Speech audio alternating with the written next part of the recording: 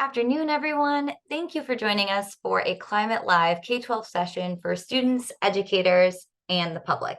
This is a series brought to you by the Columbia Climate School. My name is Laurel Zima Sheehy. My pronouns are she, her, hers, and I'll be facilitating the session today. For those of you who are unfamiliar with the Columbia Climate School or joining us for the first time, the Columbia Climate School is a newly established school at Columbia University for transdisciplinary climate research. The school marshals the university's strengths in basic and applied disciplines and expands its resources to understand climate and its impact on society, develop and inspire knowledge-based solutions, and educate future leaders for just and prosperous societies on a healthy planet. The Climate School is the first new school at Columbia in over 25 years, so we're extremely excited. And it incorporates more than 20 different centers and over 700 different people who collaborate among many departments at the university. So we are then better able to connect, amplify, and advance new areas of climate inquiry, research, and impact across Columbia and beyond. What we're hoping to do with these Climate Live K12 sessions is to introduce you all to our interdisciplinary work through our scientific experts. These monthly sessions will run throughout the academic 2023 through 2024 year, and it will end in June. If you'd like any more information about these sessions, you can visit our website and contact us at learn@climate.columbia.edu. Each week, we will focus on a certain topic, and it will be directed toward a certain age range. So for today's session, entitled Young People's Role in Climate Activism, we are going to be hearing from 4 different climate activists from all over the country about the ways they entered the climate activism space, what they're doing now, and what they envision our future to be. So young people in the climate movement, they play an essential role as their voices hold particular power, and they've really emerged as major players in the climate planning and decision-making space due to their creativity, optimism, and fresh solution-based ideas. So we are going to hear all about that from our 4 climate activists today. I'm very excited to introduce them. So feel free to pop on in and join us now. Our first speaker is Kush Gulati. Kush is a sophomore near Tampa, Florida, with a strong passion for environmental sustainability and coral reef conservation. He's working towards starting a nonprofit organization dedicated to exploring the role and impact of AI on society, economics, health, and eventually on the environment. Kush's dedication to the cause has earned him numerous recognitions, including second place at the state level in the Florida Virtual School of Science National Honor Society for a project focusing on finding nature-based solutions to fighting ocean pollution, and a nomination for the 2021 Broadcom Masters Award for a science project studying the impact of atmospheric pollution on telescopic images. His commitment to environmental issues extends to his active involvement in coral conservation nonprofits, such as Moat Marine Lab and Reef Renewal, where he seeks to have a positive impact and foster valuable connections in the field. A little shout out, Kush is also going to be talking more about his coral reef conservation efforts in a separate Climate Live session, so be sure to join us for that session as well. And I met Kush through his attendance of the Columbia Climate School's Green Mountains pre-college program this past summer. Clementine Causse is a senior at Palisades Charter High School in Los Angeles, California, who advocates for human rights and the environment through educational endeavors, protest activism, and political engagement on and off campus. Her climate and human rights advocacy began about 3 years ago when she learned about the interconnected issues of human rights and the climate crisis. Her commitment to this advocacy stems from her belief that education and awareness forms a bedrock of lasting systemic change. Her passion for human rights inspired her to create and host a podcast called Youth for Your Rights. Clementine hopes to empower more young people to fight apathy and utilize their voices for meaningful change. So I met Clementine through her participation in the Columbia Climate Corps Chile and Argentina program. So happy to have you join us. Ava Luke is a sophomore at Hastings High School in Hastings on the Hudson, New York. She's passionate about the impacts of climate change on societies, which prompted her to take action by creating a blog called Navigations. She writes about the impacts of disasters such as drought, flooding, or rising temperatures in vulnerable communities. Her goal is to raise awareness amongst teens in order to induce initiative. So I also met Ava in the Columbia Climate Corps Chile and Argentina program, but the year prior, she also participated in the Iceland program. So she's had quite a long history with the climate school thus far. And finally, we have Winston Kim. Winston is a senior at Northern Valley Old Tappan High School in Old Tappan, New Jersey. He's really passionate about climate, and he's hoping to major in environmental engineering in college. In Winston's free time, he enjoys playing soccer and taekwondo. So Winston last summer participated in both the Green Mountains program with Kush and also the Chile and Argentina program with Clementine and Ava. So it's really fun to have you all here. I think everyone's really excited to hear from you and to stop hearing from me.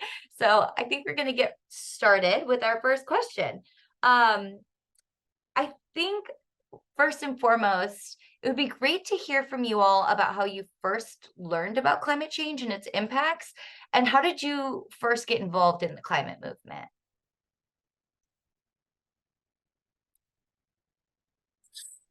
So for me, I began like watching like CNN 10 in middle school as like a part of our social studies class, and that was where I first began to like become introduced to like all these like issues with like natural disasters and all these things, and like I eventually learned more and more about it through going through middle school and high school.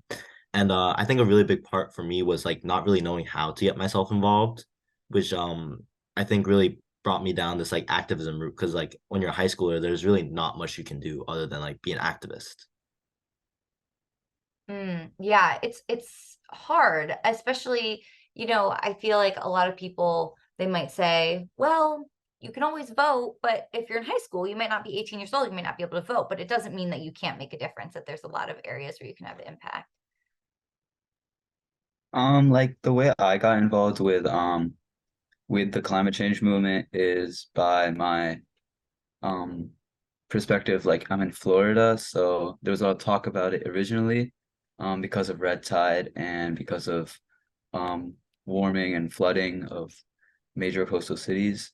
Um, but like the main reason why I got involved in it was because when I was since like the first time I went in the water and the snorkel, and like I've been like always loving the ocean, so I like to focus on the marine side of things, in the environments like in the climate change movement. But it was also a combination of things from outside factors, like from my school and of course other things. Hmm. That's so interesting that your personal experiences by living in Florida, and seeing these impacts on the marine environment really drew you to connect with addressing the issue. And so far, I mean, it sounds like maybe it was touched on in school, but it sounds like from both Cush and Winston thus far, your introduction to climate was actually outside the classroom, which is kind of interesting. I had sort of an interesting introduction to climate advocacy. I would say that I've pretty much cared about like nature conservation and like the responsibility to protect the environment. And that was kind of like instilled in me from a young age because my dad is like kind of an environmentalist and has worked on several projects kind of dedicated to spreading more awareness about the climate crisis, but I've never really learned about the human rights impacts or like the political side of the climate crisis. And so I guess when like after COVID, when I went back to school, I joined this organization for young people that are trying to advocate for human rights. And our very first action plan was the climate crisis. And just kind of like joining this organization, I was like, okay, well, how are both of these things interconnected? And learning that the climate crisis is the number one human rights violation just like completely changed my world. And like through that, I was able to not only educate, myself outside of school, but find organizations and groups that are doing things for young people and with young people to try and move, you know, the um, the fight against the climate crisis forward. So it was a little bit all over the place, but yeah, I would definitely say that through finding like groups and organizations definitely helped me become more of an activist. That's awesome. And one thing that you said that I loved is that it sounds like you really learned from your peers as well throughout this journey. And I'm sure they've learned from you, which is like a powerful way to share information. And Ava, I'd love to hear about where you kind of first learned about climate change and what really jump-started your climate activism journey. I first became aware with it in my earth science class in 8th grade when we were learning about the atmosphere, and I had a project about the ozone layer, so that really like stuck out to me how it was being affected by like raising temperatures and all the chemicals. And so I, like Winston, like I didn't really know like where to start or what to do, but the Iceland program that I attended that summer, like I got to see the new technologies that were being built and like more like of the experts, like seeing what they actually do, and then that made it feel like more real, and like that change was like more possible. Yeah, that's amazing. It's amazing that you heard about it in school, and it can be pretty overwhelming to learn about it. And it's not just learning about the drivers of climate change, but then all the impacts all at once. But it sounds like you jumped right into solutions by joining that Iceland program and learning about carbon dioxide removal and storage, which, shameless plug, we're also going to have a session, a Climate Live session on that specific topic. So if you're interested in learning more about the technology, feel free to check out our website and join us then. But yeah, it sounds like everyone's really focused on solutions in this group, which is really amazing. So when you're thinking about climate solutions and what you can do personally, how do you incorporate your skills and your passions into the climate solution work? Because I know there's a lot of work to be done, and I think everyone's role is a little bit different. So how did you go about incorporating your skills and passions? I started with my background in like doing water sports a lot. With that water sport background, I was able to like scuba dive, and scuba diving really kickstarted the connections that I got from like various climate change organizations. To name like two, it would be like Reef Renewal or Moat Marine Laboratory, which I got in touch with, and I was able to help out not only in like the front end of but diving and restoring the coral in the water, and not and by also in the back end by using my skills on the computer to help analyze the data they had received from the they were taking photos of the reef to see growth and success in the reef that they had restored. So using both of those areas of my background to help combine and make good use of. That's incredible. And could be kind of unique. I mean, using technology and also your water sport skills, people might not initially take those two passions and talents and link them into action, but it sounds like you found this like sweet spot that works perfectly for you, which is pretty special. I think for me, it's that this was like one of my biggest struggles, like finding something to like combine my interests with. And I realized that like growing up, like hiking was a really big thing, playing soccer outside is a really big thing. So I like to focus on what the individual can do in like the sense that like cleaning up your local environment, spreading awareness on not buying from like certain companies, like, and like overall my passion for writing has like combined all these aspects where I like write about these things and try to spread knowledge on like what the consumer can do to combat climate change. Yeah, that's really great. And it's like kind of tapping into passions that you might have and skills that you might have. And then I found, at least for me, sometimes when you incorporate it, you unleash even more passions and skills that you didn't even know existed. So it's kind of like a fun way to learn about yourself through this journey as well.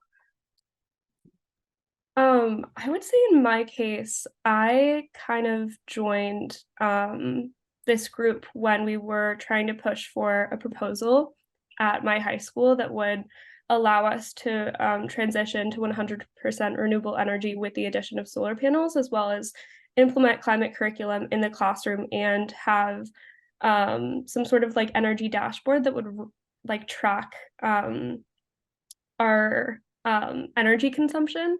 And so I kind of joined at that time. And so it opened me up to tackling the climate crisis as a young person from an educational perspective. And because at the beginning, we're like really focused on pushing for the solar panels and, you know, working back and forth with our district. But when that became a little tricky and there was not much that like we could do as high schoolers, we kind of shifted towards, okay, well, how do we educate people, right? Because I really believe that everything starts with education. And I don't know about like everyone else's district or schools, but there is a big lack of climate education. And I believe that, you know, climate curriculum should be implemented in every single subject, whether it's like math or English or history or whatever, because it really normalizes the conversation, right? And I think that focusing that conversation, like implementing it into your math class and also trying to stay like optimistic and find solutions is really important. And then I guess like later on through that, I was kind of able to gain confidence. And then I started doing like initiatives on my own, like in my community, organizing like climate related events or protests. And so I think that just stemmed from like really trying to make as many people aware about this issue. I'm like, my goal was kind of like, I want as many people as possible to know that this is a problem and to care. Especially young people, because I think sometimes we tend to like minimize our voices. And I think sometimes in spaces, adults tend to minimize our voices. And so I think that's why like what we're doing today is so important. And then I think later on that kind of transferred to like, okay, how do you take that politically, right? Because I think so much of it is climate policy. And so as young people, again, like we might not be able to vote, but we are the next generation of voters, right? So we have the power to kind of shift the way people view the climate crisis and create change through like letter writing campaigns or putting yourself out there and emailing political candidates, or, you know, if there's a protest, reaching out to political candidates and asking them to come and answer questions, or organize, like working with organizations to organize climate focused like political forums. So stuff like that, I think is also really important, because I think sometimes we forget that even though we are really young, we do have power in the world of politics, I guess. Oh So, yeah, yeah. absolutely. I think you hit on so many important things. I mean, your thought process and how the education system should be structured and incorporating climate into all subjects is just right on the nose. I think there are more efforts to try and do that, but it's tricky. It means, you know, changing the way that our standards are structured or way that people teach. It's going to be a big challenge, but certainly not impossible. And I think it's really important to do. And you're right, education is the foundation to really like drive change, especially in the political space. So I think that's perfect. And Ava, what about you? What skills and passions do you really incorporate into your climate work? I always liked traveling and seeing like how different communities live. And then when I started focusing on like how climate affects each community, I sort of started to be able to like connect that they stem from the same like root causes of climate change, and that it's usually like poor communities that are more affected. So I just started writing my blog about that to also like spread awareness and everything.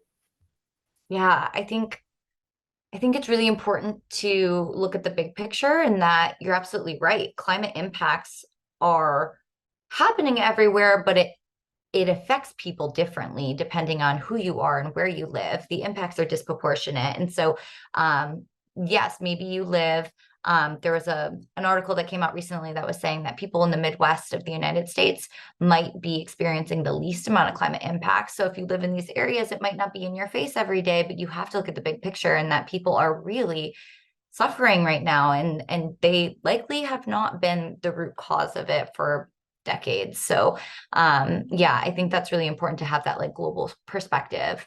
And so we kind of touched just in some of the past questions about your work. We kind of like danced a little bit around it, but I also want to give you the opportunity to really share about what projects you're working on, or areas where you're hoping to enter in terms of like your climate work and your climate journey. So what are you working on now, and where do you hope to take it in the future?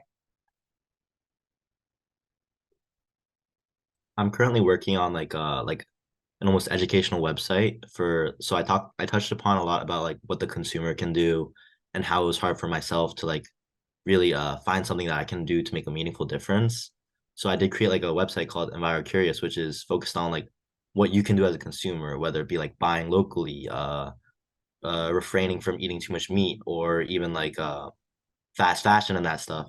And I also like to focus on like education from like a much larger standpoint, like educating people on issues that they might not know about. Like the people in the Midwest like won't be they're not affected by it, so how do they really know about it? So that's, I think that's really one of the my big focuses, just focusing on education and like empowerment of like the individual.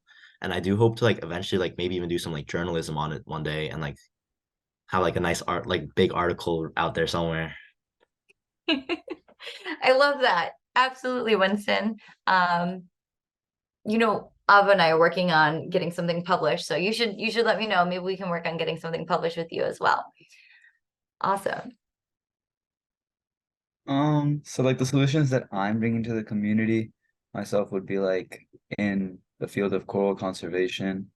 Talking about that too much again, but like also using fundraising for them, getting the money for them to be able to like implement the solutions that they want to implement, and not being that in their like not having money be in their way to like success and reaching the goals that they want to reach. And also I want to focus more on like the technology side of things. Like I know like cleaning the coral trees, which is where they put the corals to grow underwater, and that is where like they have to get like 20 people out every week just to clean those trees so that the corals don't get like harmed by other invasive, other harmful organisms. So by using technology there, and like using maybe like a robot that's waterproof, or maybe that's not practical, but another way of helping make sure that the corals stay alive, it would be like helpful. And also like leading like in a way that people like know, like being able to resonate with the community and being able to relate to people in a way, like because most people don't really care about climate change and they have other things that are more important to them. So being able to like bring climate change home to them is just really crucial to making an impact. I think you're onto something brilliant here, Kush, that you can invent. If you have an idea, I feel like anything can be invented. You just have to have the idea first. So if you have the idea of a way to streamline a solution, for your example, being like helping build coral resilience through cleaning them with a robot, I mean, I think it could happen, right? And you could be the one that invents it. So that's really, really exciting. And I think, you know, you did bring up a good point. Like if people aren't connected, or it's not on the top list of their agenda, they might not think about climate all the time. They might not drive solutions. And I also was in the coral space for a long time, in the marine science space, and I found that all the time. People are like, oh, I don't live near the ocean. Why would I care about coral conservation or ocean conservation? But the impacts are global. If you know, rely on seafood, or seafood, even if you don't eat seafood, it's such a big part of people's diet that if you don't care about the coral reef, it could impact and trickle down to the food security around the world. It can impact tourism and economies. So I think people have to, again, look at the big picture of things as well. Um, oh, Some things that I'm working on. So I have my podcast that I started like a little over a year ago now. That's called Youth for Your Rights. And basically the goal of this podcast is to have like leaders in their field, whether it be like activists or lawyers or politicians or whatever it may be, come and talk and answer questions. It's kind of formatted in discussion interview, and come and like answer questions and talk about how they got involved in their work, why they got involved in that work, how it relates to them, and then how other people can get involved, as well as like discuss current events and how it relates to their advocacy, right? So like our very first guest is a climate activist based in South LA who has really been at the front lines of like pushing for the abolishment of oil wells in marginalized communities.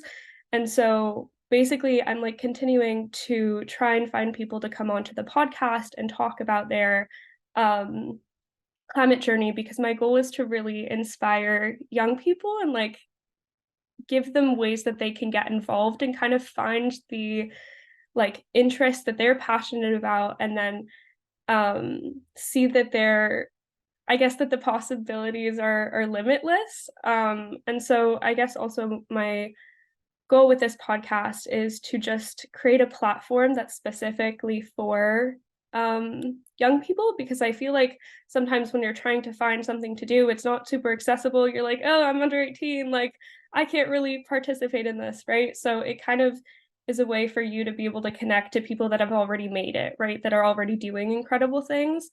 And so I'm really excited about that. And then I'm hoping to have some climate experts from Columbia University come on and talk about their work that I met this summer through the Chile and Argentina summer program, and then post some other interviews, and then some other things that I'm currently working on that is driving me crazy because it has been a long and slow process, is just the implementation of climate curriculum at my school, right? So I'm like working with my administrator's principal, and basically what we're trying to do is we're trying to work with all of the different like subjects, because they have like committees, I guess, and then we're trying to take their agendas and what they've planned throughout the year and just find ways that we can plot seeds of climate education, right? So like this, they don't have to rewrite anything or change what they're already doing, just kind of weaving it into what they already have, which I'm really, really excited about. And then like I was saying before with the solar panels at my school, we are making a little bit of progress, which is very exciting, but it's definitely slow because we have to like figure stuff out with the school district. So yeah. That is incredible. I know some of these like are mammoth tasks that and goals that you've set for yourself. And I'm sure you're not doing it alone. I'm sure you have like a team of folks that you're working with. But it's definitely having that team that's so critical to, you know, inspire you when times are hard, and also to kind of carry the torch, because Clementine, you're going to college next year. So if you're unable to continue it, who is going to continue this work after you leave? And, you know, you can always continue working on it, but that's just to say it's always easier when you work on things in a group. And before Ava answers, I also just want to encourage everyone, if you have questions for this amazing panel, feel free to use the Q&A button and we'd be happy to answer them. Ava, what about you? What are you working on? Do you want to share more about your blog? I have this other initiative that I like want to work on. So gas leaf blowers are starting to be banned in a bunch of towns around me. So I want to start working with the landscaping companies to encourage them to switch to electric, because that will be more sustainable and it will keep them in business with the new ban. Ava, I've been thinking a lot about you and the gas leaf blower situation, because I've been seeing a lot of commercials for electric power tools out there, and I just feel like this is the way that people are going to progress. And I think someone had said, or there's a study that came out about how bad these gas leaf blowers really are for people's health, because you're right there inhaling it. So yeah, I think that's a really exciting initiative forward, and it's something that can happen right in your own community first and then grow from there. So that's really exciting. And we only have, we're right at 4:30. I have one last question for you all. If you could give advice to your peers about how they can start in their own climate action plan in their own communities, what's one piece of advice you would give someone who's just starting their journey? I would say combine it with an existing interest you have, because it's gonna make it a lot more fun and way easier to like incorporate it into your like daily life, and like it's not just a chore, you know. Yeah, I love that and couldn't agree more. I would say, sorry, I would say to just use your voice and just like raise your concerns to like local leaders or like your friends and the family and the people around you, and just get people to contribute. I love it.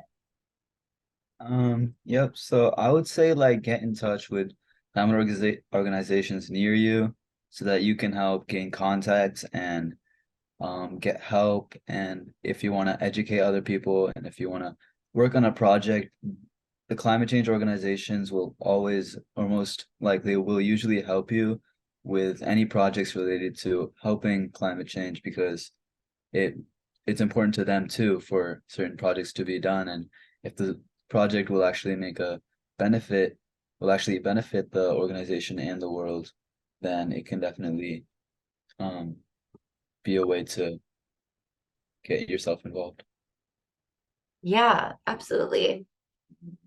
I would say my answer is a little bit similar to what's already been said, but definitely find those people that you can work with, whether it be like a teacher, a friend, an organization, I don't know, like some sort of group that you can work with, so you don't feel like you're doing this on your own, especially at the beginning, because I think it can be intimidating because there's so much and there's so much information. So finding like that kind of, point of resource or point of help and support is really, really important. And I think also remembering that like young people are at the front lines of this movement. I want to say like I think especially our generation is like pushing this forward in ways that hasn't really been seen before. And so just remembering how important your voice is and your impact is.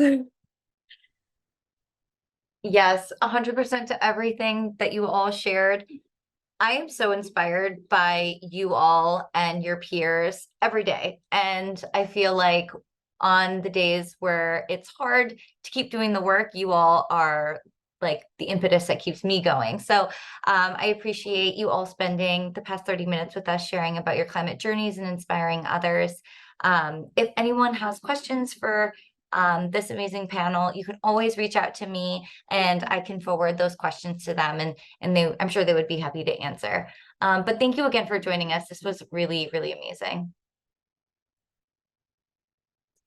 All right. Bye, everyone. See us at our next monthly climate Thank you. Live. Bye. Bye.